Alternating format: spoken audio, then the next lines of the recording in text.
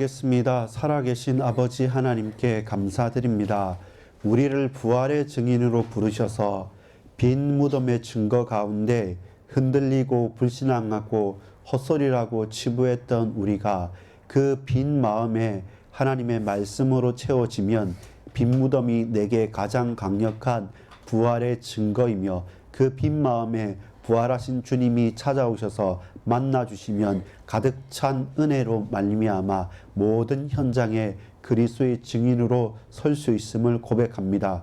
이 날에 우리를 찾아오시고 우리를 만나주시고 우리에게 역사해 주옵소서. 세상이 알 수 없고 믿을 수도 없고 또한 절망했던 현장 가운데 예수 그리스도의 부활로 말미암아 모든 것을 새롭게 변화시키는 능력의 증인들로 쓰임받게 하여 주옵소서. 믿고 감사드립니다. 예수 그리스도의 이름으로 간절히 기도 올리옵나이다. 아멘. 여러분 반갑습니다. 오늘 또 이 낮에 우리가 부활의 증인이란 제목으로 함께 말씀을 나눠보도록 하겠습니다.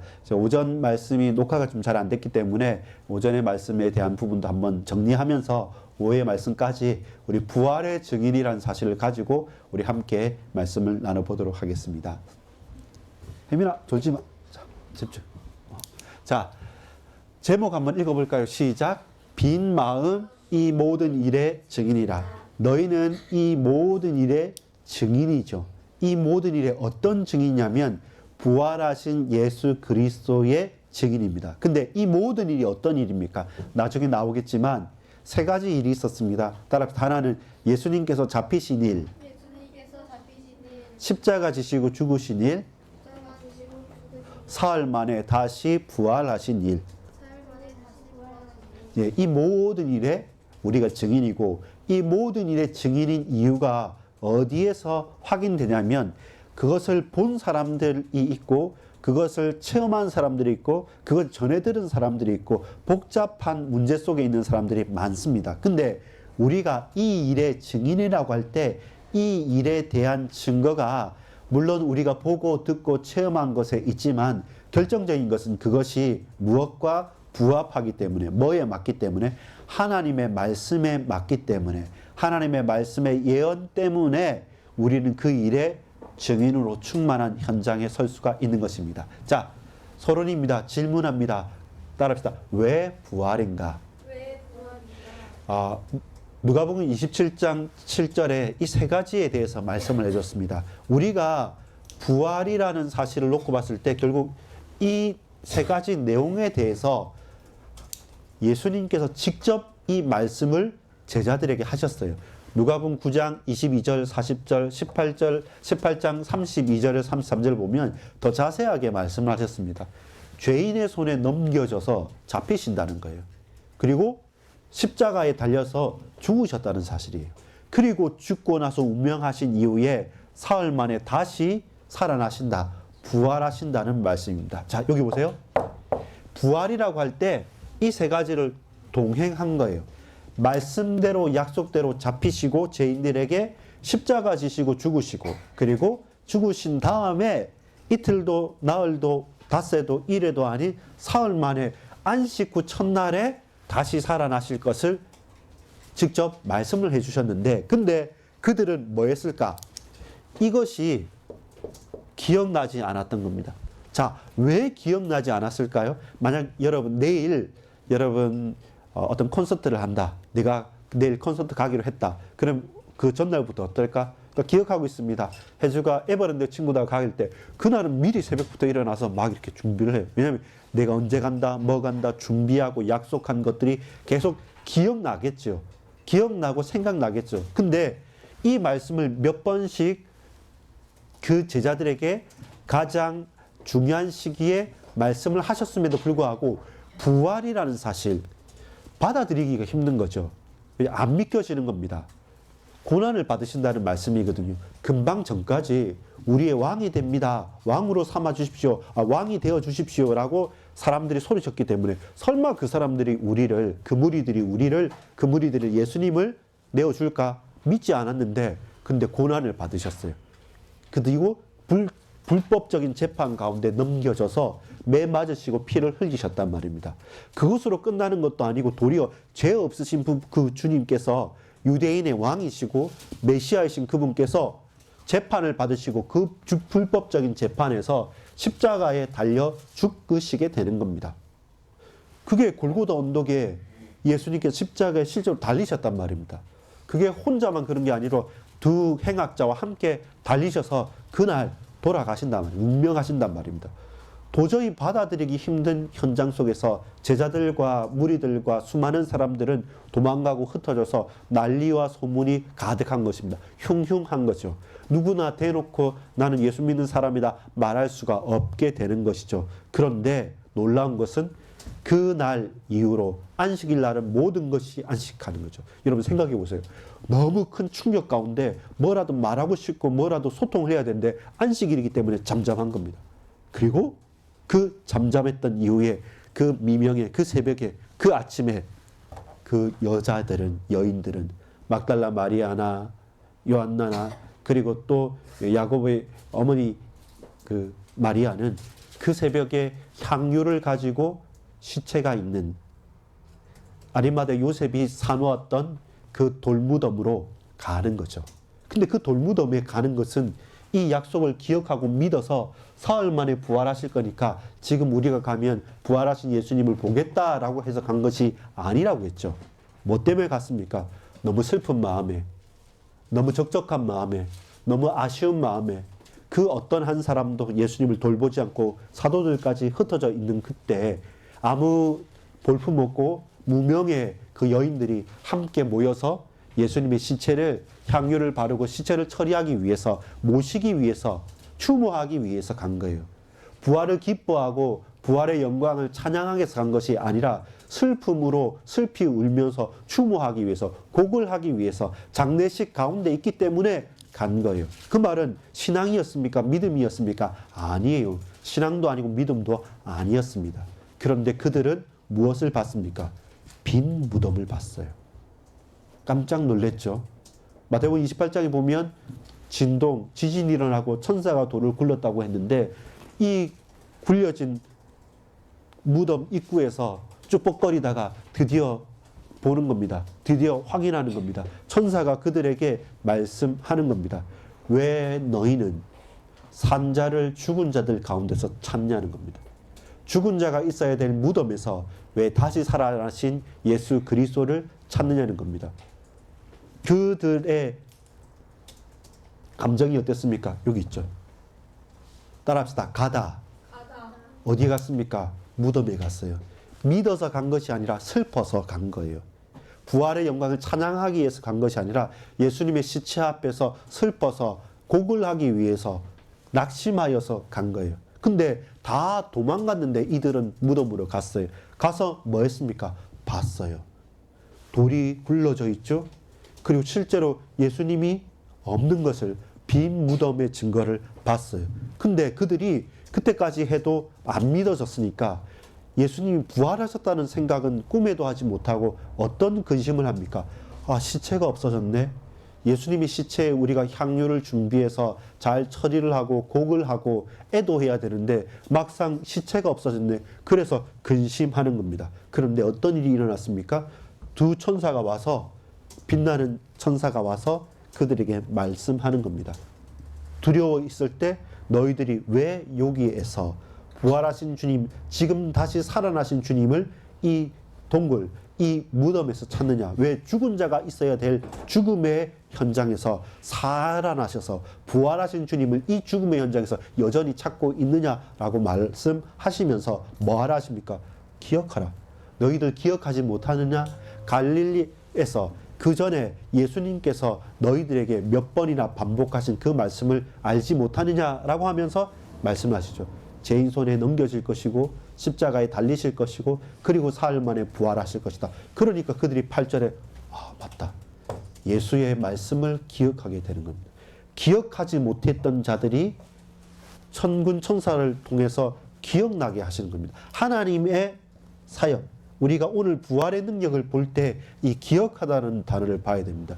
우리가 들었으나 기억하지 못하고 관심을 두지 못하고 그냥 흘려버렸고 잊어버렸던 그 말씀이 저와 여러분의 빈 마음에 기억된 바 된다면, 그 빈 무덤의 증거가 이 빈 마음에 충만하게 된다면, 비어있는 그 무덤이 두려운 것이거나 그 무덤에서 낙심하는 것이 아니라, 그렇구나, 왜 이 무덤이 비었을까가 아니라, 이 무덤은 말씀대로 당연히 부활하신 주님께서 살아나셨기 때문에 빌 수밖에 없다라고 하는 확신의 증거가 되죠.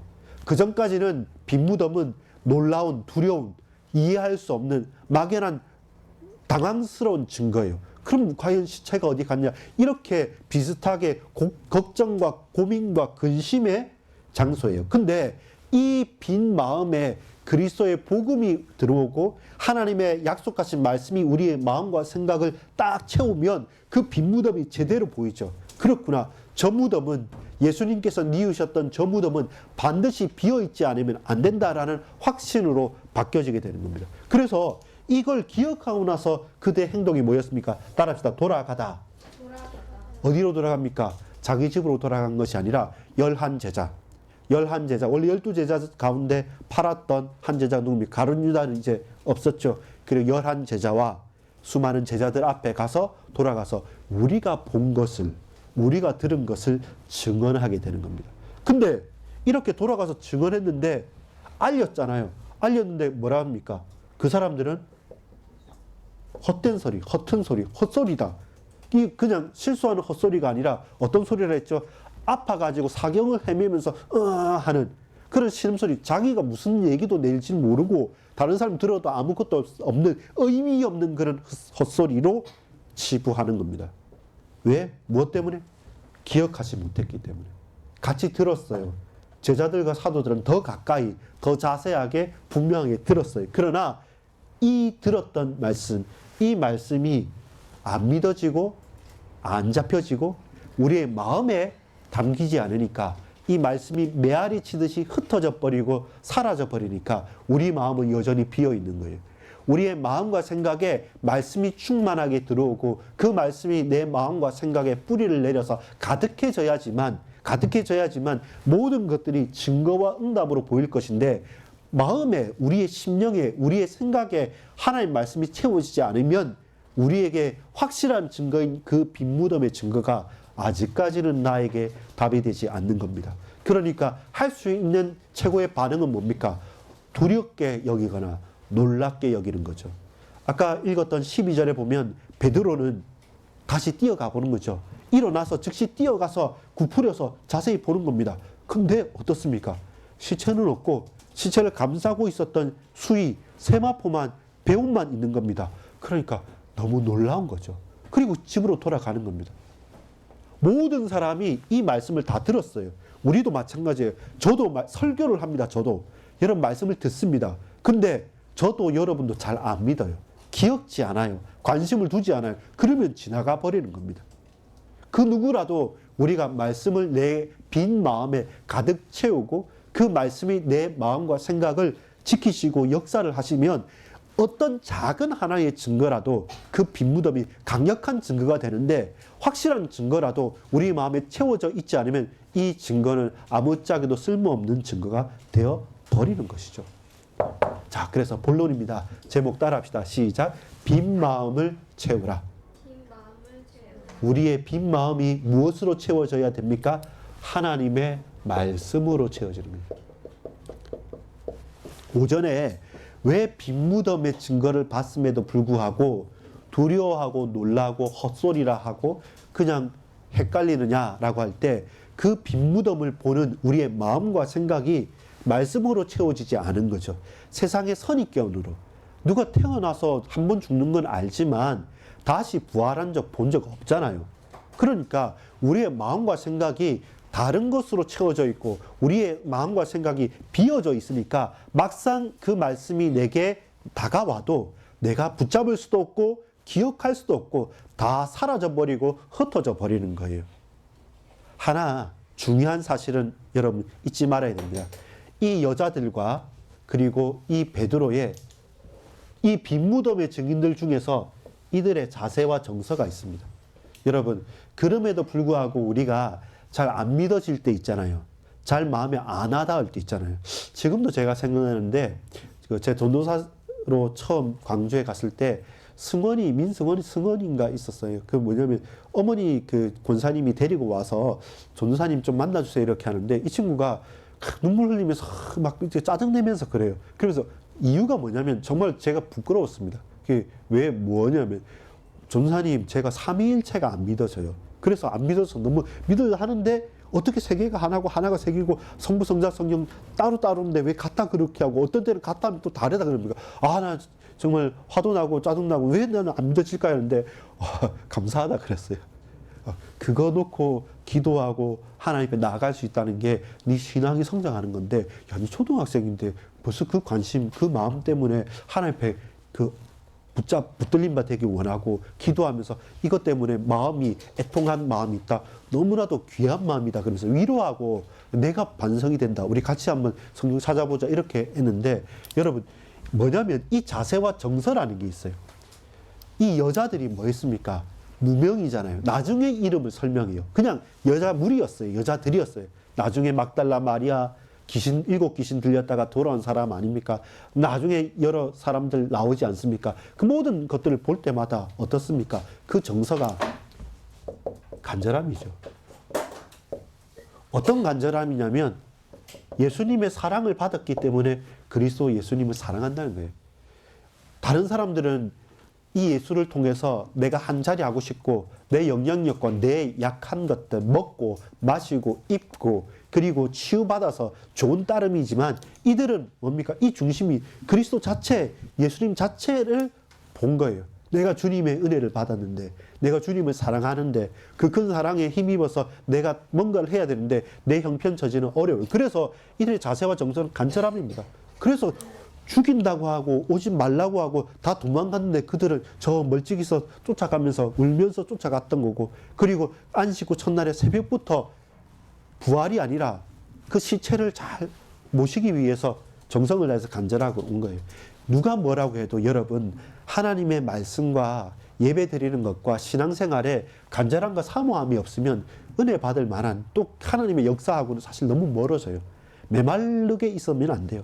우리가 한 시간이라도 한 현장이라도 한 예배라도 마음을 딱 쏟고 기도하는 사람에게는 하나님께서 계속 이 이름 없는 여자들에게 말씀을 기억할 수 있도록 천사를 보내시는 거잖아요. 이 사모하는 마음은 반드시 필요합니다. 그리고 사람들은 저 제자들은 증언합니다. 원래 예수님의 최고의 증인들이었잖아요. 근데 그들은 헛소리라고 치부하잖아요. 근데 그 중에 베드로는 뭡니까? 이때 베드로는 제일 낙심했던 사람이에요. 예수님 앞에서 3번이나 저주하면서 부인했어요. 아, 예수님 몰라. 겁나서 예수님 모르겠습니다. 이게 아니라 한 번, 두 번 계속 너 예수 일파 맞지? 난 봤는데 너 말씨 보니까 저 갈릴리 사람 맞네? 라고 하면서 그럴 때 나중에는 안 되겠다 싶으니까 의도적으로 적극적으로 어떻게 합니까? 예수님을 저주하면서 부인하는 거죠. 그때 예수님이 끌려나가면서 베드로와 눈이 마주치는 겁니다. 그때 아까 말씀한 거 바로 그 전에 말씀한 닭이 우는 거죠. 새벽 닭이 우는 거죠. 그러면서 네가 닭이 울기 전에 3번 나를 부인하겠다. 무슨 말도 안 되는 말씀입니까? 절대로 난 그렇지 않습니다. 라는 그 고백이 생각났던 베드로, 낙심했던 베드로는 어떻게 행동하게 되는 거죠. 요거 같이 연결해야 됩니다. 간절함이 내 손발로 변화되어지고 연결되어지는 것. 여러분 정말로 예배를 사모하고 신앙생활 하는 거 놓고 어떤 데는 불편할 수도 있고 어려울 수도 있고 잘 안 믿어질 때도 있지 않습니까? 막막할 때도 있지 않습니까? 그러나 그렇다고 해서 모든 마음과 생각을 놔버리면 안 됩니다. 그럼에도 불구하고 간절함과 사모함을 붙잡고 저와 여러분이 그 은혜와 예배와 현장과 하나님의 역사의 현장으로 우리는 움직여가는 겁니다. 그러면 하나님의 뭐하심? 간섭하심이 나옵니다.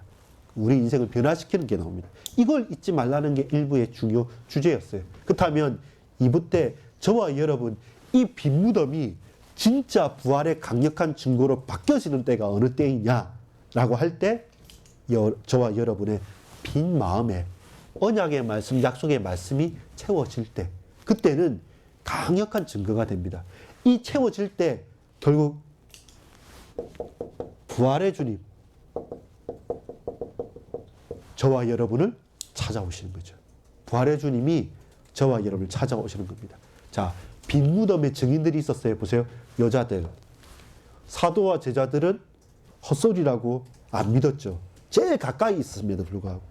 힘없는 여자들이었습니다. 그런데 그들의 중심과 마음은 주님을 사모하는 마음이 있었어요. 힘없는 사람이지만 제일 먼저 부활을 듣게 됩니다. 마찬가지로 예수님이 처음 오셨을 때도 저 들판에 있었던 힘없는 목자들이 제일 먼저 그 소리를 듣게 됐던 거예요. 예수님께서 우리에게 말씀하시고 깨닫게 하시는 것은 여러분 인플루언서를 만나는 게 아닙니다. 대통령을 만나는 게 아닙니다. 대통령이나 힘 있는 사람을 만나려고 하면 여러분 돈 쓰고 줄 쓰고 인맥을 동원해서 초청장을 받아서 만나요. 근데 예수님이 오실 때도 초청장 보내지 않았어요. 저 들판에서 양치던 목동한테 말합니다. 예수님께 부활하신 그 초자연적인 능력과 은혜 가운데서도 다른 대단한 사람들과 같이 있던 사도들에게 먼저 나타나지 않으시고 애절한 마음을 가지고 찾아왔던 그 여자들에게 먼저 나타나셨습니다. 그리고 낙심해 있지만 베드로가 마음을 다해 뛰어갔을 때 베드로는 빈 무덤에서 뭐 봤습니까? 세마포를 보는 거죠. 그러니까 베드로가 가장 결정적인 순간에 예수님께서 계속 나타나는 거예요. 계속 그를 돌이키는 거예요. 여러분, 가룟 유다하고 베드로하고 그들이 한 죄악이나 그들의 실수라고 하면 가룟 유다나 베드로나 비슷합니다. 베드로 3번이나 했으니까. 그것도 저주를 했으니까. 베드로는요. 가룟 유다는 팔기로 하고 저기 있다고 말하고 일러줬을 뿐이지 베드로는 예수님 계시는 그 옆에서 직접적으로 원망하고 부인하고 저주했으니까. 근데 예수님이 베드로는 사랑하시는 겁니다. 그래서 세마포를 보이시고 나중에는 뭡니까?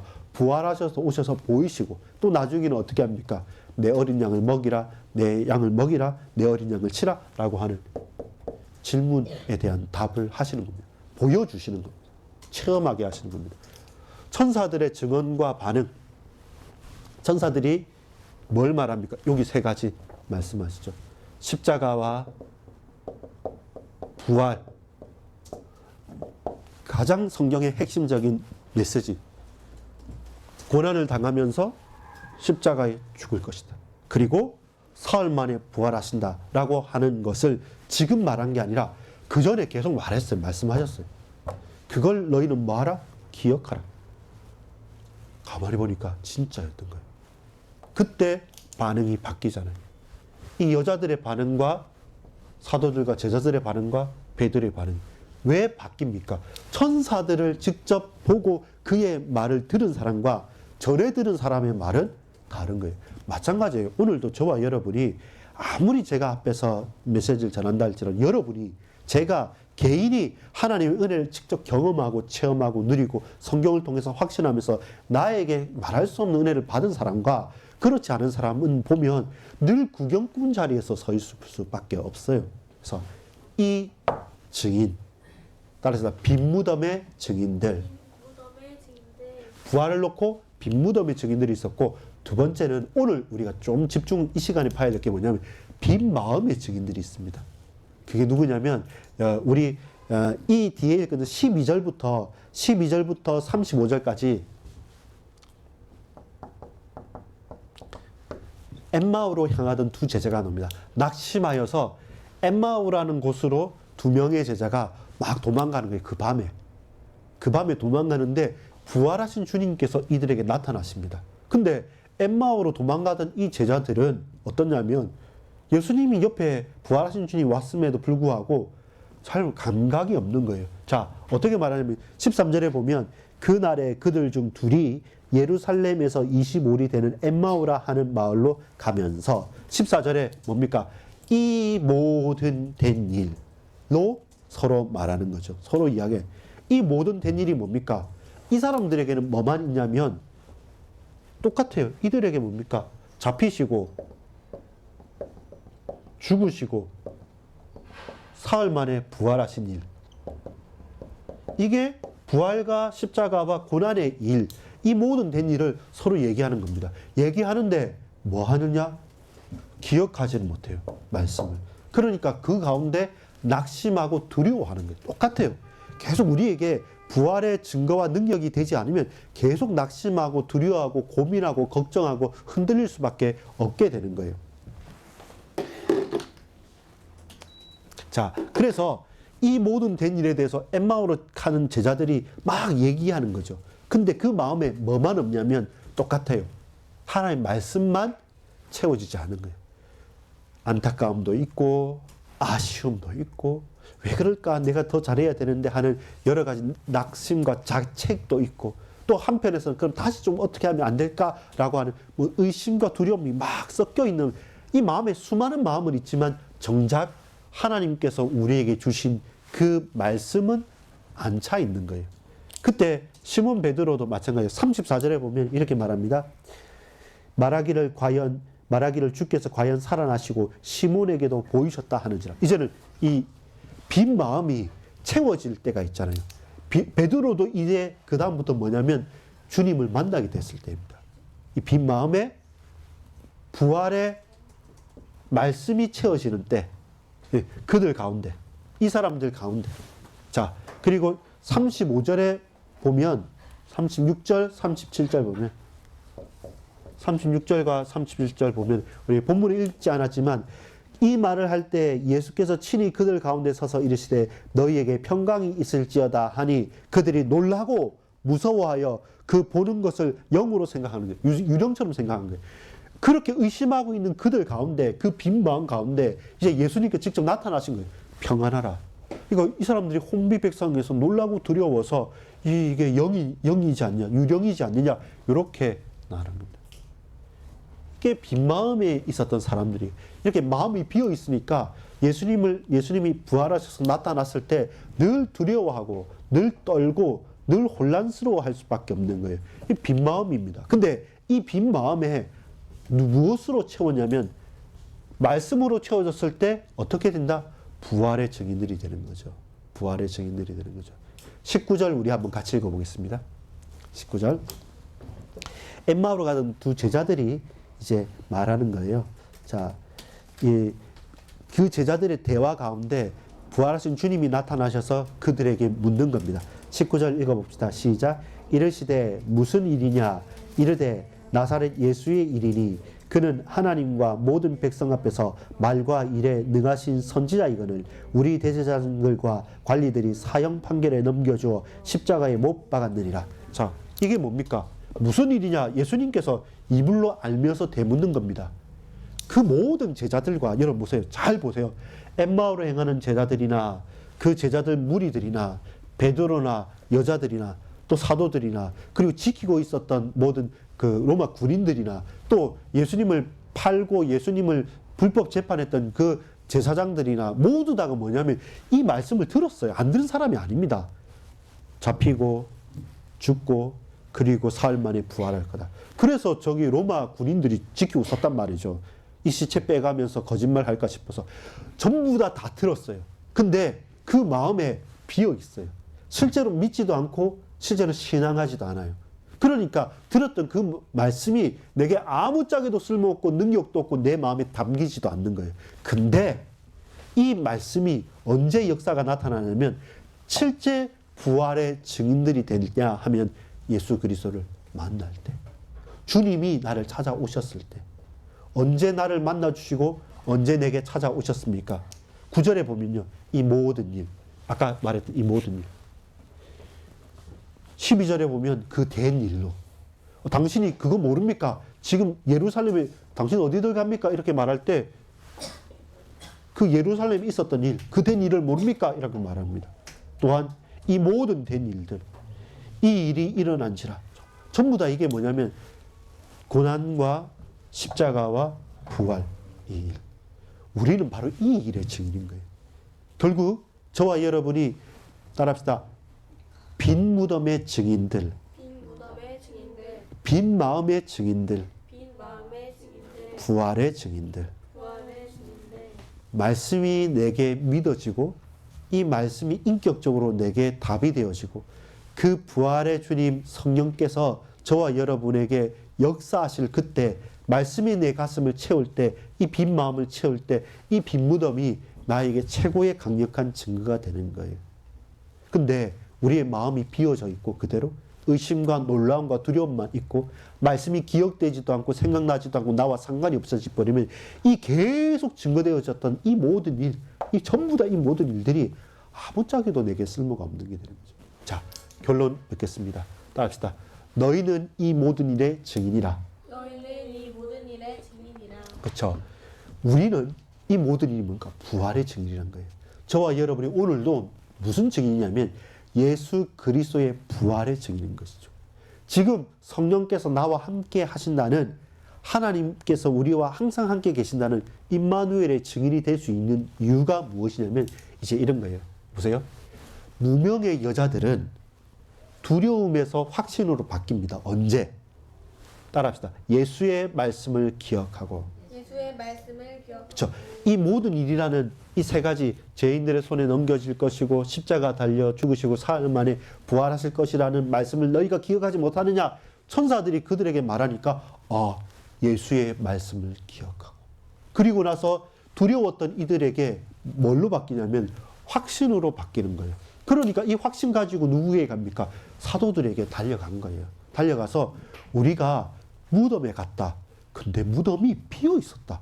그리고 그 무덤 앞에서 우리는 천사를 만났다. 그리고 우리 주님이 다시 살아나셨다고 한다. 그리고 먼저 갈릴리로 가신다고 그런 걸 우리는 들었습니다. 우리는 봤습니다. 나는 빈 무덤의 증인입니다. 라고 그 여인들이 두려움에서, 슬퍼 울던 두려움에서 확신으로 바뀌니까 가서 말할 수 있는 거예요. 확신하니까. 두 번째, 엠마오로 향하던 두 제자에게도 마찬가지입니다. 이 제자들이 뭐 했냐면 슬퍼했다고 합니다. 근데 슬퍼했던 이 제자들이 나중에 그가 우리가 오던 길에서 우리에게 말씀을 풀어주실 때 우리의 마음이 뜨겁지 아니하더냐. 하나님의 말씀을 들을 그때 선지자의 글과 여러 가지 말씀을 구약 성경을 통해서 내게 당신에 대한, 자기에 대한 일을 말씀을 풀어주실 그때 우리의 마음이 뜨겁지 아니하더라. 저와 여러분, 이게 기준이에요. 하나님의 말씀을 듣고 그 말씀을 통해서 예수 그리스도를 깨달아갈 때 우리의 마음과 생각이 가장 기쁘고 행복하고 우리의 심령이 뜨거워지는 열정, 슬픔이 아닌 열정으로 변화되는 것입니다. 25절부터 27절에 말하죠. 따라합시다. 선지자들이 말한 모든 것. 선지자들이 말한 모든 것. 모든 성경에 쓴 바 자기에 관한 것. 모든 성경에 쓴 바 자기에 관한 것. 예수님께서 모른 척 무슨 일 때문에 그래 이럴 때 아니 당신이 예루살렘에 있어놓고 아직 그 일을 모릅니까? 라고 하면서 이 제자들이 엠마오로 행하던 제자들이 자기 입으로 말한 거예요.